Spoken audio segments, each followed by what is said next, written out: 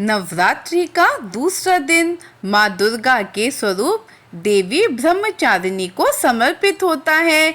लेकिन कैसे, चलिए जानते हैं। यह दिन तप, संयम और आत्मशुद्धि का प्रतीक माना जाता है।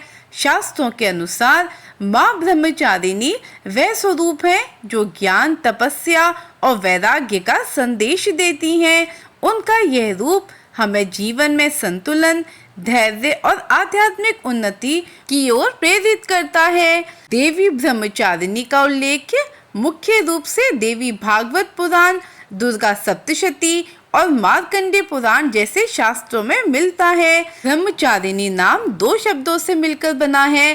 ब्रह्म अर्थात परम सत्य या ज्ञान और चारिणी अर्थात आचरण करने वाली। इस प्रकार माँ ब्रह्मचारिणी वह है जो ब्रह्म यानी ईश्वर के मार्ग पर चलती हैं और तप के माध्यम से उसका साक्षात्कार करती हैं। वह माँ पार्वती का वह रूप है जब इन्होंने भगवान शिव को पति के रूप में प्राप्त करने के लिए कठोर तप किया था। यह तप इतना कठिन था कि स्वयं देवताओं और ऋषियों ने इसे असाधारण माना था। शिव पुराण और देवी भागवत पुराण में माँ पार्वती की तपस्या का विस्तृत वर्णन मिलता है। जब पार्वती को ये पता चला कि भगवान शिव की अर्धांगिनी बनेंगी तो उन्होंने अपने जीवन को तप में समर्पित कर दिया। ये तप केवल प्रेम का प्रतीक नहीं था बल्कि आत्मशुद्धि और ईश्वरीय मिलन का मार्ग था। शास्त्र कहते हैं कि पार्वती ने पहले कई वर्षों तक केवल फल फूल खाकर तप किया। इसके बाद उन्होंने सूखे पत्तों पर निर्भरता शुरू की, जिसके कारण उन्हें अपर्णा नाम मिला, अर्थात पत्तों को त्यागने वाली। अंत में उन्होंने भोजन और जल दोनों का त्याग कर दिया और खुले आकाश के नीचे कठोर तप में लीन हो गई। इस तप की अवधि को लेकर शास्त्रों में भिन्न भिन्न मत है।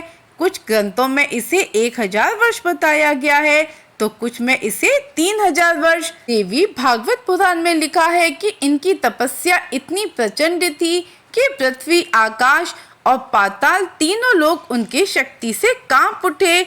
स्वयं ब्रह्मा, विष्णु और महेश ने उनकी तपस्या को देखकर उनको आशीर्वाद दिया।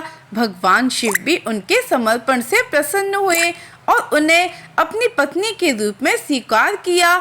ये घटना ये दर्शाती है कि माँ ब्रह्मचारिणी का तप केवल शारीरिक कष्ट तक सीमित नहीं था बल्कि यह आत्मा की शुद्धि और ईश्वर से एकाकार होने की प्रक्रिया थी।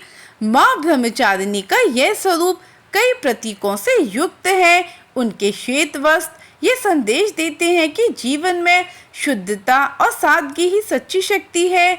जब माला ये दर्शाती है कि निरंतर ध्यान और भक्ति के बिना आध्यात्मिक प्रगति संभव नहीं है। कमंडल जल का प्रतीक है जो जीवन का आधार है, लेकिन यह भी संयम का संदेश देता है कि आवश्यकता से अधिक सांसारिक सुखों का उपभोग नहीं करना चाहिए। दुर्गा सप्तशती के अनुसार ब्रह्मचारिणी वह शक्ति है जो मनुष्य को अज्ञान के अंधेरे से निकालकर ज्ञान के प्रकाश की ओर ले जाती हैं। वह कुंडलिनी शक्ति के स्वादिष्टान चक्र की अधिष्ठात्री मानी जाती हैं। माँ ब्रह्मचारिणी का मूल मंत्र है ओम देवी ब्रह्मचारिणे नमः। माँ ब्रह्मचारिणी की तपस्या हमें सिखाती है कि धैर्य और संयम के बिना कोई बड़ा लक्ष्य प्राप्त नहीं किया जा सकता।